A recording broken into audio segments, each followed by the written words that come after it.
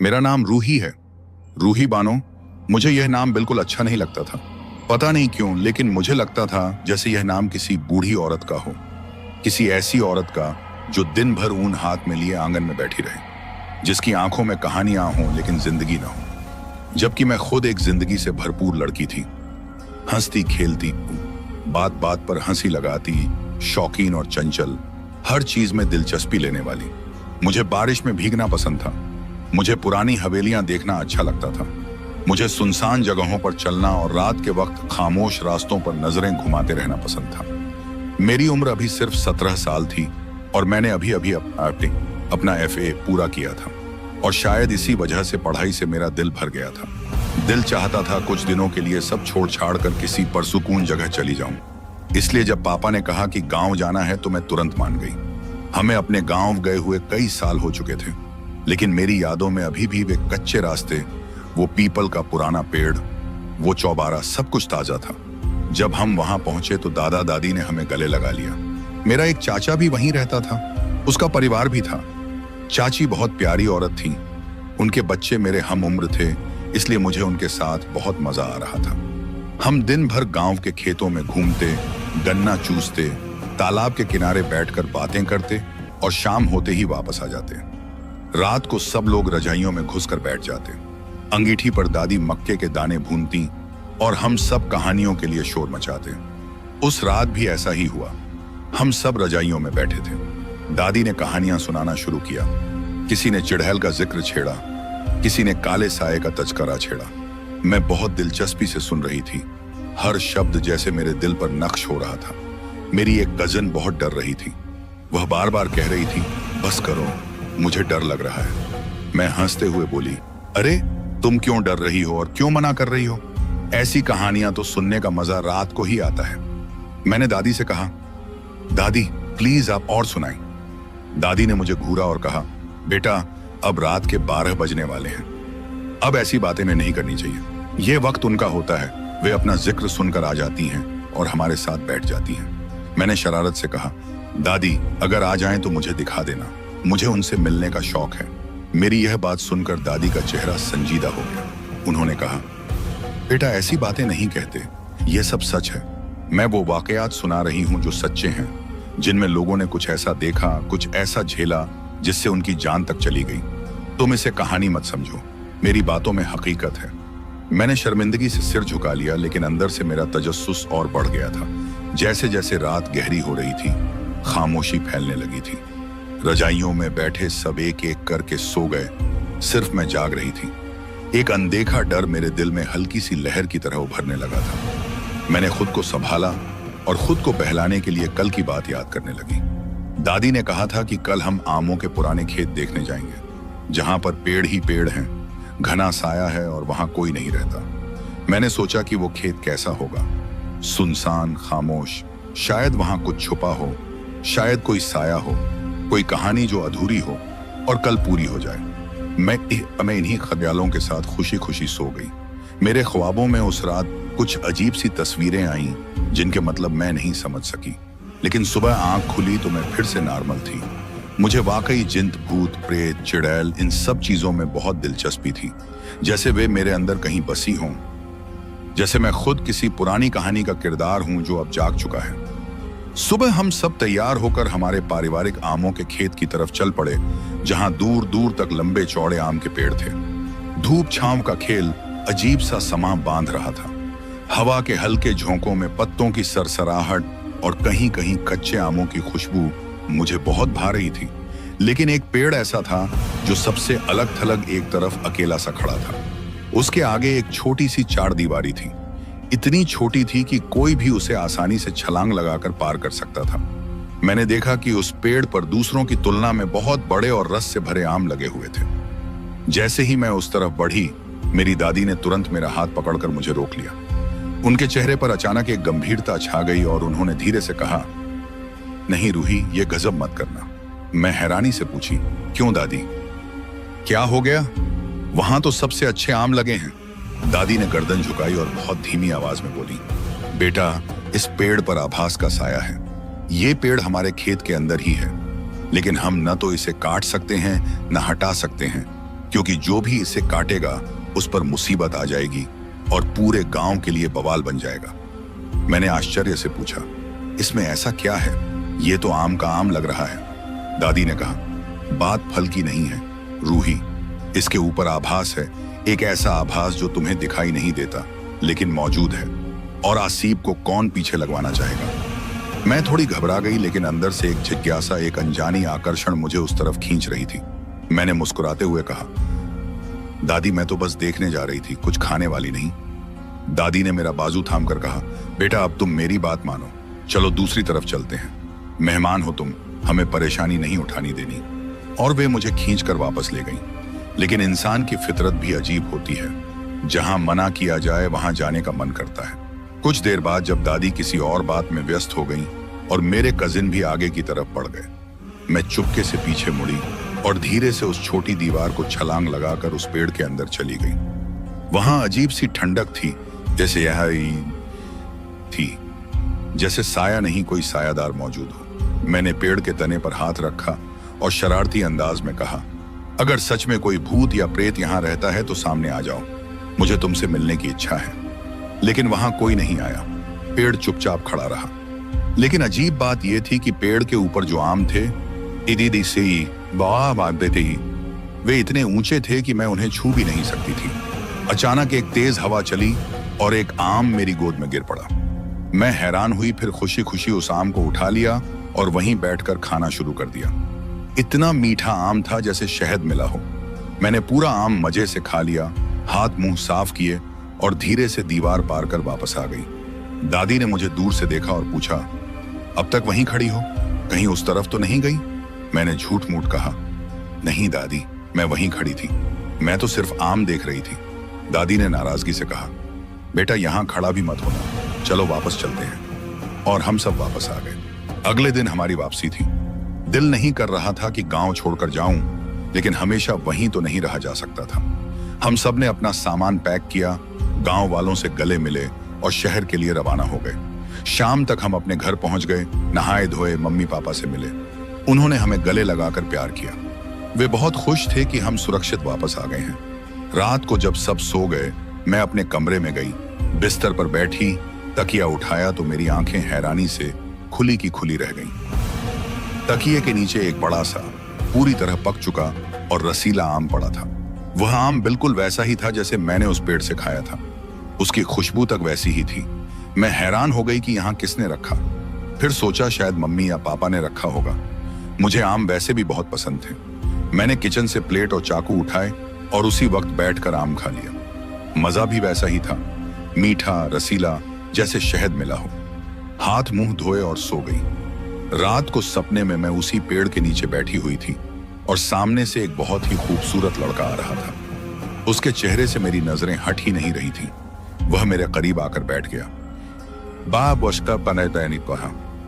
मेरा हाथ थामकर प्यार भरी नजरों से मुझे देखने लगा और मेरे हुस्न की तारीफ करने लगा। मैं सपने में खिलखिलाकर हंसने लगी। सुई सिटी तेरी सिटी सिटी। अजीब सी खुशी मेरे अंदर घर कर गई। जब आंख खुली तो वह सिर्फ एक सपना था। मैंने हंसकर सोचा कि हाँ, ऐसे खूबसूरत लड़के तो सिर्फ सपनों में ही आते हैं। जिनके रिश्ते आते हैं उनकी शक्लें तो ऐसी होती हैं कि देखकर ही पछताना पड़ता है। मैं इतना बोलकर हंस पड़ी। मुझे यह पता नहीं था कि यह सपना बस एक सपना नहीं था, बल्कि कुछ ऐसा था जिसकी शुरुआत हो चुकी थी। कुछ ऐसा जो मेरे साथ साथ चल पड़ा था और अब मेरे दिनचर्या का हिस्सा बनने वाला था। लेकिन उस वक्त मैं बिल्कुल भी नहीं जानती थी कि आने वाला वक्त मेरे साथ क्या खेल खेलने वाला है।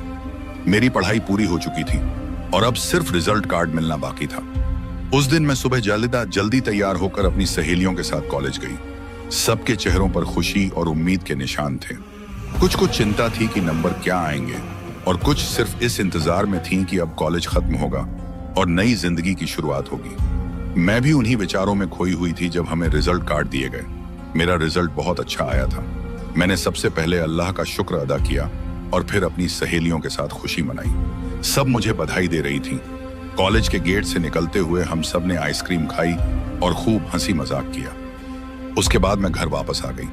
नहा धोकर जब कमरे में गई तो कुछ देर आराम करने का इरादा था।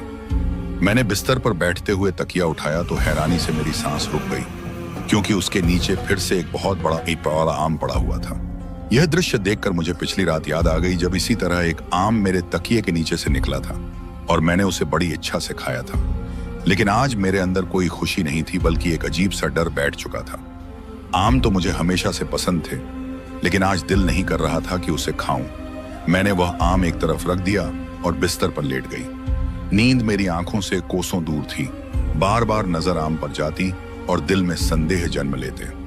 आखिरकार न जाने क्यों मैंने वह आम उठाया और काटे बिना ही दोनों हाथों से खाना शुरू कर दिया, जैसे कोई चीज मुझे मजबूर कर रही हो कि मैं इसे बेकार न जाने दूं।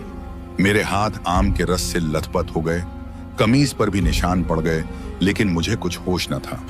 मैंने आम खाया और तुरंत सो गई। जब सुबह मेरी आंख खुली तो माँ कमरे में आ चुकी थी। उन्होंने मुझे झंझोड़ कर कहा, यह क्या, बच्चों की तरह रात को कुछ खाती रही हो? देखो, हाथ भी गंदे हैं और कमीज भी गंदी कर ली है। मैं हैरान थी कि उन्होंने कैसे जाना। फिर मैंने अपने हाथ और कमीज की तरफ देखा। वास्तव में निशान स्पष्ट थे, लेकिन मुझे याद नहीं था कि मैंने इतनी बेहोशी में आम कैसे खाया। माँ जैसे ही कमरे से बाहर जाना चाहिए, मैंने उनसे पूछा, अम्मा, आप मेरे तकिए के नीचे आम क्यों रख देती हैं? इतनी गर्मी है, मेरे चेहरे पर दाने निकल आए हैं। माँ ने चौंक कर कहा, बेटी, मैंने कब आम रखा है? घर में तो आम आए ही नहीं है। मैंने कहा, अम्मा, आपने पहले भी तो रखा था। माँ ने कहा, मैं क्यों रखूंगी तुम्हारे तकिए के नीचे आम? अगर तुम्हें आम खाना होता तो फ्रिज से निकाल कर खा लेती। माँ की बात बिल्कुल सही थी, और अगर कभी उन्होंने रखा भी होता तो इनकार क्यों करती? यह बात मुझे परेशान कर गई। फिर मैंने पापा से पूछा, क्या माँ, क्या आपने मेरे तकिए के नीचे आम रखा था? पापा ने भी इनकार कर दिया और कहा, बेटा, मैं क्यों रखूंगा? ऐसे कोई काम करने का न तो मेरे पास वक्त है और न वजह। मैं सोचने लगी कि घर में तो हम 3 ही हैं और कोई चौथा व्यक्ति यहाँ मौजूद नहीं है। फिर ये आम कहाँ से आ रहा है? एक दिन यह संयोग हो सकता था, 2 दिन भी माना जा सकता था, लेकिन लगातार 3 रातों से तकिए के नीचे आम मिलना कोई मामूली बात नहीं थी। मेरी उलझन और भी बढ़ गई थी। अब तो डर भी लगने लगा था। मैंने दिल में ठाना कि अगर आज रात फिर आम आया तो जरूर कोई ना कोई बात है, कुछ ना कुछ ऐसा जरूर है जो मेरे साथ हो रहा है और मुझे उसकी समझ नहीं आ रही है। मैं सारा दिन इस सोच में डूबी रही। माँ कुछ पूछती तो मैं बस हाँ या ना में जवाब देती थी। शाम हुई तो मैंने अपने कमरे की खूब सफाई की, बिस्तर बदला, तकिए को झाड़ा, कंबल को तह किया और बिस्तर पर बैठ गई। लेकिन सोना नहीं चाहती थी। मन्नाएं बाहर पामते था, मुस्कुराने लगती थी, बल्कि जागती रहना चाहती थी ताकि देख सकूं कि वह आम आखिर आता कहां से है। काफी देर जागने के बावजूद मुझे नींद आने लगी थी। आंखें भारी हो रही थीं, दिल में डर भी था और जिज्ञासा भी। आखिरकार मैं जागती जागती सो गई। जब रात गुजर चुकी और सुबह की अजान होने को थी तो मेरी आंख खुली। सबसे पहला ख्याल आया कि तकिया चेक करूं। जैसे ही मैंने तकिया उठाया, मेरी चीख निकल गई। तकिए के नीचे वास्तव में फिर एक आम मौजूद था। बार वह आम बाकी दोनों आमों से ज्यादा बड़ा और रसीला दिख रहा था। मैं डर गई, तुरंत उसे उठाकर कूड़े में फेंक दिया। दिल बहुत तेज धड़क रहा था और दिमाग सुन हो गया था। कुछ समझ नहीं आ रहा था कि क्या हो रहा है और क्यों हो रहा है। मैंने वुजू किया, नमाज पढ़ी और कुरान की तिलावत की। दिल को कुछ सुकून मिला, लेकिन रात की वह दहशत अभी भी कायम थी। सुबह जब मेरी माँ ने मुझे जगाया तो मेरे चेहरे और हाथों पर पीले पीले निशान थे, जैसे आम खाने से होते हैं। माँ ने फिर वही बात कही, ये क्या बचपना है, रात को तुम चुपके से उठकर क्या खाती हो और फिर मुंह हाथ साफ भी नहीं करती। तुम्हें तो हमेशा सफाई का बहुत शौक था, आजकल क्या हो गया है तुम्हें? मैं भी हैरान होकर अपने हाथ देख रही थी। वाकई निशान मौजूद थे, लेकिन मुझे याद ही नहीं था कि मैंने कब उठकर आम खाया था। मैंने तो वह आम कूड़े में फेंक दिया था। मैं तेजी से किचन गई और कूड़े का ढेर खंगाला। वहां आम का छिलका था, लेकिन आम कहीं नजर नहीं आ रहा था। मेरे हाथ कांपने लगे। ये समय थे, दिमाग घूम गया। मुझे बिल्कुल याद नहीं था कि मैंने इसे कब और कैसे खाया। यह सब कुछ जैसे मेरे काबू से बाहर हो रहा था। मुझे ऐसा लग रहा था कि कोई और ताकत है जो मेरे शरीर पर काबिज हो जाती है और मुझे खुद भी पता नहीं चलता कि मैं क्या कर रही हूं। अब मैं डरने लगी थी। यह सब महज इत्तेफाक नहीं हो सकता था। यह किसी और ही कहानी की शुरुआत थी, जिसका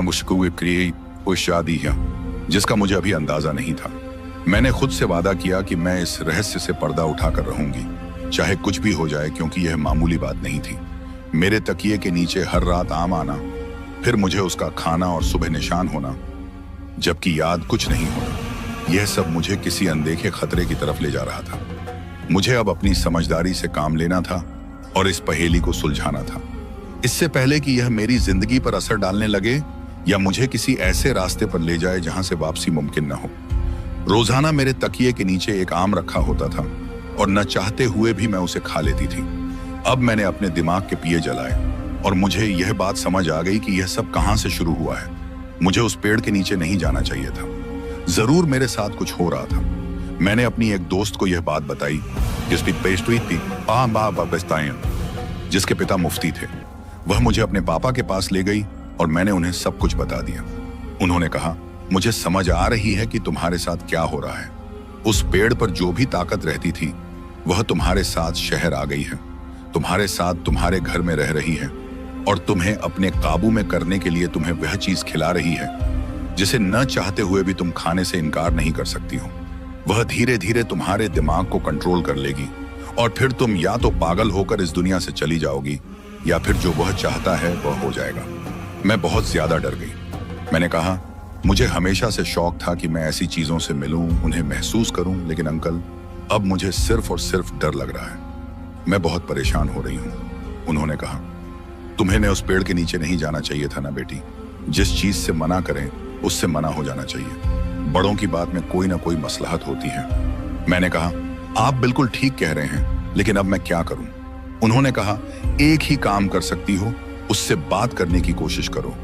पूछो उससे कि वह क्या चाहता है। मैंने कहा, जी मैं ऐसा नहीं कर सकती, मुझे बहुत डर लग रहा है। उन्होंने कहा, ऐसा तुम ही कर सकती हो, तुम नहीं करोगी। जब तक नहीं करोगी तब यही होता रहेगा। अच्छा है कि तुम पूछ लो, फिर उसके जवाब के बारे में मुझे बताना। उसके जवाब से ही पता चलेगा कि वह क्या चाहता है। मैं तो बहुत डर गई थी, लेकिन मैंने फैसला किया कि मैं आज रात ही बात करने की कोशिश करूंगी। और रात को मैंने खुद को समझाया कि मैं तो वही हूं ना जो ऐसी चीजों से बिल्कुल नहीं डरती थी। उस पेड़ के नीचे भी तो मैं ही गई थी, फिर अब क्यों डर रही हूं? सिर्फ एक सवाल ही तो पूछना है कि वह चाहता क्या है। मैंने कमरे की लाइट बंद कर दी। इसके साथ अम्मी से बस्तर पर बैठ गई, तकिया सामने रखा और आम को ध्यान से देखने लगी। वह वैसा ही ताजा और खुशबूदार था जैसे फ्रिज से निकाला हो, जैसे अभी अभी उतारा हो। मैंने उसे हाथ में उठाया और दिल ही दिल में कहा, तुम कौन हो और यह सब क्यों कर रहे हो? अचानक मेरे आसपास हवा का एक झोंका सा महसूस हुआ, जैसे कमरे में कोई दाखिल हुआ हो, और फिर एकदम से कमरे में खुशबू फैल गई। वही आम की खुशबू, लेकिन इस बार कुछ और भी था, कुछ अलग सा, कुछ ऐसा जो बयान करना मुश्किल है। मैं सहम गई, दिल तेजी से धड़कने लगा, लेकिन मैंने हिम्मत नहीं हारी और फिर कहा, तुम कौन हो और मुझसे क्या चाहते हो? मेरी आवाज कांप रही थी, लेकिन शब्द साफ थे। अचानक मुझे लगा जैसे कोई मेरे बहुत करीब आ गया हो। मैंने आंखें बंद कर लीं और दिल ही दिल में कुरान की कुछ आयतें पढ़ने लगी। तभी मुझे महसूस हुआ जैसे किसी ने मेरे सिर पर हाथ रखा हो। जैसे ही मैंने धड़कते दिल से सवाल किया, कौन हो तुम?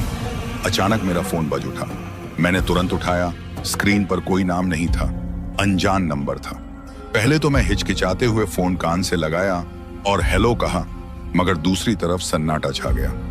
कुछ पलों बाद एक धीमी सी आवाज आई जिसमें अजीब सी गूंज थी, मैं तुम्हारा बुरा नहीं चाहता हूं, मुझे तुम अच्छी लगती हो, इसलिए मैं तुम्हारे साथ चल आया क्योंकि तुमसे दूर नहीं रहना चाहता था। मैं चौंक कर इधर उधर देखने लगी और दिल ही दिल में कांपने लगी। यह आवाज किसी जानी पहचानी दुनिया की नहीं थी।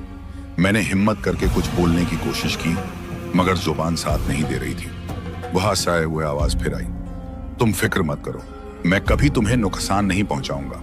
अगर तुम्हें मेरी मौजूदगी से डर लगता है तो मैं तुम्हें अपनी मौजूदगी का एहसास भी नहीं दूंगा। मेरी रूह तुम्हारे आसपास होगी, मगर तुम्हें महसूस नहीं होगी। मैं सिर्फ तुम्हें देखना चाहता हूं और तुम्हारी हिफाजत करना चाहता हूं, और अगर तुम कहो तो मैं हमेशा के लिए चला जाऊंगा। मेरा दिमाग सुन हो रहा था, मेरा शरीर जैसे सुन हो गया हो। कोई इंसान ऐसे शब्द कैसे बोल सकता है जो मैं दिल में सोच रही थी, जैसे मेरे ख्यालों को आवाज दी जा रही हो। मैं समझ गई थी कि यह वही वजूद है जिससे मैंने सवाल किया था। मेरे हाथ कांपने लगे, लेकिन दिल के अंदर एक अजीब सुकून भी उतर रहा था, जैसे कोई अनजाने रिश्ते जैसा एहसास मुझे घेर रहा हो। दूसरी तरफ से आवाज फिर उभरी, मैं कोई शैतानी ताकत नहीं हूं, मैं जिनजादा हूं। मेरी दुनिया अलग है, तुम्हारी दुनिया अलग है, लेकिन तुम्हारी बहादुरी ने मुझे मजबूर किया कि मैं तुमसे बात करूं। तुम वह लड़की हो जिसने पेड़ के नीचे आने से डर महसूस नहीं किया। तुमने सवाल किया तो मैं जवाब देने से बाज न रह सका, क्योंकि तुम्हारी आवाज में सच्चाई और हिम्मत है। मैं हर रोज तुम्हारे लिए खाने पीने की कोई ना कोई चीज रख दिया करूंगा। अगर तुम्हारा दिल चाहे तो खा लेना, ना चाहे तो मत खाना। मैं बुरा नहीं मानूंगा। मैं तुमसे कुछ नहीं चाहता, सिर्फ यह चाहता हूं कि तुम खुश रहो। अगर तुम मेरी मौजूदगी से बेचैनी महसूस करती हो तो मैं खुद को तुमसे इतना दूर कर लूंगा कि तुम्हें मेरी हवा भी महसूस ना हो। मैंने दिल में कई सवाल लिए, सिर्फ हाँ में सिर हिला दिया। हालांकि उसने मुझे देखा नहीं था, मगर जैसे उसे मेरा दिल पढ़ने की ताकत। इतना कहकर वह खामोश हो गया और फोन बंद हो गया। मैंने फोन को धीरे से बेड के एक कोने पर रख दिया और अपने दिल की धड़कनों को सुनने लगी। मेरी सांसें बेकाबू हो रही थीं। मैं चुपचाप बेड से उठी और माँ के कमरे की तरफ बढ़ गई। कमरे में दाखिल होते ही मैंने माँ से कहा, माँ खुशी आज मुझे आपके साथ सोना है। माँ ने शफकत से मेरी पेशानी को छुआ और कहने लगी, सब ठीक है ना? मैंने झूठ बोल दिया, बस दिल चाह रहा था आपके साथ समय बिताने को। माँ ने मुस्कुराकर कंबल खोल दिया और मैं उनके बगल में लेट गई। वह रात मैंने सुकून से माँ की बाहों में बिताई, मगर नींद बार बार भागती रही और मेरे दिमाग में वही आवाज गूंजती रही। अगले दिन जैसे ही सुबह हुई, मैं सीधे अपनी दोस्त के साथ उसके पिता के पास गई और सारा वाकया उन्हें सुनाया। वे चुपचाप सुनते रहे और फिर बोले, बेटा, अगर वाकई ऐसा है तो तुम्हें डरने की जरूरत नहीं है। जिन्न हमारे संसार से संपर्क रखते हैं, लेकिन हर वक्त नुकसान नहीं पहुंचाते। कभी कभी उनमें से कुछ हमारे संसार के इंसानों से सिर्फ ताल्लुक चाहते हैं। तुम्हें बस यह करना है कि 5 वक्त की नमाज छोड़ना मत और अल्लाह से दुआ मांगना कि सब कुछ खैरियत से हो। मुफ्ती साहिब की बातों से मेरे दिल को तसल्ली मिली। उन्होंने मुझे एक तावीज भी दिया और कहा कि इसे अपने पास रखो और हर रात सोने से पहले सूरह यासीन पढ़ा करो। मैं घर आई तो दिल हल्का था, मगर फिर भी हर आहट पर चौंक जाती थी। अब मेरा दिल चाहता था कि उस आवाज को समझूं कि वह क्या है और क्या चाहता है, या बस यूं ही मेरे साथ जुड़ गया है। उस रात मैंने पहली बार उसके रखे हुए आम को नहीं खाया। मैंने दिल ही दिल में कहा, अगर तुम सच में मुझे नुकसान नहीं पहुंचाना चाहते तो मुझे अब सपनों में आकर अपनी बात पूरी करो, और अगर तुम्हारे इरादे साफ नहीं हैं तो मेरे रब की पनाह मेरे साथ है। रात को सोने से पहले मैंने वुजू किया, नमाज पढ़ी और दिल ही दिल में अल्लाह से दुआ की कि मुझे हिदायत दे, मुझे सच दिखा दे और मेरे दिल से डर निकाल दे। मैंने आंखें बंद की और सोने की कोशिश की, मगर नींद आने से पहले ही मेरे कमरे में ठंडी हवा चलने लगी, जैसे किसी ने खिड़की खोल दी हो, मगर सब कुछ बंद था। मेरे बाल हल्के से उड़ने लगे और एक मध्यम सी खुशबू कमरे में फैलने लगी। मेरी पलकें बोझिल हो रही थीं, मगर दिल में अजीब सी गवाही मिल रही थी कि अब कुछ नया होने वाला है, जैसे कोई मौजूदगी धीरे धीरे मेरे करीब आ रही हो, मगर उसमें कोई डर नहीं था। मैंने बस दिल में अल्लाह का नाम लिया और नींद की आगोश में चली गई। यह रात सुकून भरी थी या डर से खाली? मुझे पता नहीं चला। वो चला बस यह महसूस हुआ कि मैं अब अकेली नहीं हूं, और जिससे मैं सवाल करती रही हूं वह मौजूदगी मेरी आवाज सुनती है, मेरे ख्याल जानती है और मेरे दिल की बात महसूस करती है। यह सब कुछ किसी सपने की तरह लगता था, मगर हकीकत थी। अब मैं हर दिन सोचती हूँ कि क्या मेरा वह फैसला सही था कि मैं उस पेड़ के नीचे गई? क्या यह सब मेरी कल्पना की उड़ान है या किसी दूसरी दुनिया का संपर्क है जो मेरी जिंदगी में आया है? अब मैं इंतजार करती हूँ कि वह कब फिर से मुझसे संपर्क करेगा, या शायद मैं फिर से उससे बात करने की हिम्मत कर पाऊंगी। मुफ्ती साहिब की बात याद आती है कि जिस चीज से रोका जाए उससे रुक जाना चाहिए, क्योंकि हर बात में कोई ना कोई हिकमत जरूर होती है। मगर कभी कभी इंसान को समझने के लिए ठोकर खानी पड़ती है, और शायद मेरे लिए वह पेड़, वह आवाज, तू सहारा, वह आम एक ठोकर थी जिसने मुझे एक अनदेखी दुनिया के दरवाजे पर ला खड़ा किया है। मैंने खुद से वादा किया कि जो भी हो अल्लाह की पनाह को नहीं छोड़ूंगी, क्योंकि जो भी राह हो रोशनी उसी की तरफ से मिलती है। आखिर में बस इतना कहना चाहूंगी कि अगर आप इन चीजों के वजूद पर यकीन रखते हैं फिर उनके मामलों में दखल अंदाजी से बचना सबसे बेहतर रास्ता है। हर दरवाजे पर दस्तक देना जरूरी नहीं होता, हर खामोशी में कोई दावत नहीं होती, और हर जिज्ञासा हमें इल्म नहीं बल्कि नुकसान दे सकती है। मैंने जो किया वह गलती थी। मुझे उस पेड़ के पास नहीं जाना चाहिए था। न ही उस पल जिज्ञासा में आकर उस मौजूदगी से सवाल करना चाहिए था। शायद यह कुदरत की मेहरबानी थी कि जो वहां मौजूद था वह मेरा दुश्मन नहीं बल्कि मेरा चाहने वाला निकला। अगर उसकी फितरत बदल जाती, अगर वह मेरा खैर ख्वाह न होता, तो मेरा अंजाम क्या होता? यह सोच आज भी मेरे रोंगटे खड़े कर देती है। उनका वजूद अलग है, उनकी दुनिया आदमाई अलग है। हमारी दुनिया को उनकी हकीकत को स्वीकार करना चाहिए, लेकिन इसका मतलब यह हरगिज नहीं कि हम उनके मामलों में दखल दें या उनसे संपर्क करने की कोशिश करें। यह वह लाइन है जो सदियों से खींची गई है। यह वह फासला है जो अगर बना रहे तो दोनों जहां सुरक्षित रहते हैं। लेकिन जैसे ही हम इस हद को पार करते हैं, हम न केवल खुद को बल्कि अपने प्यारों को भी खतरे में डाल देते हैं। मैंने जो सीखा वह यही है कि कुछ दरवाजे सिर्फ देखने के लिए होते हैं, खोलने के लिए नहीं। जो पर्दे कुदरत ने डाल रखे हैं, उनके पीछे झांकने की ख्वाहिश अक्सर इंसान को ऐसी अंधेरी राहों में ले जाती है जहां से वापसी मुमकिन नहीं होती। मैं खुशकिस्मत हूं कि मुझे समय पर समझ आ गई और मेरे साथ मौजूद वह हस्ती जिसका ताल्लुक किसी दूसरी दुनिया से था, उसने मेरी हद को समझा और उसे पार नहीं किया। लेकिन हर कहानी का अंत ऐसा खुशगवार नहीं होता। मेरी गुजारिश है कि अगर आप कभी ऐसे किसी तजुर्बे से गुजरें या किसी ऐसी जगह जाएं जहां अनदेखी मखलूकात के बारे में कहा जाता हो, तो सावधान रहें। न उनसे बात करें, न उनकी मौजूदगी को चुनौती दें। कुछ राजों को राज ही रहने देना बेहतर होता है। जिंदगी वही खूबसूरत है जहां इंसान अपनी हद में रहे और कुदरत के निजाम को छेड़े बिना अपनी राह चले। कुछ फासले, कुछ हदें, कुछ दरवाजे कभी न छुए जाएं तो बेहतर होता है, क्योंकि हर चीज जो नजर नहीं आती वह गैर हकीकी नहीं होती, वह बस हमारी दुनिया से अलग होती है, और उस फर्क को बनाए रखना ही अक्लमंदी है।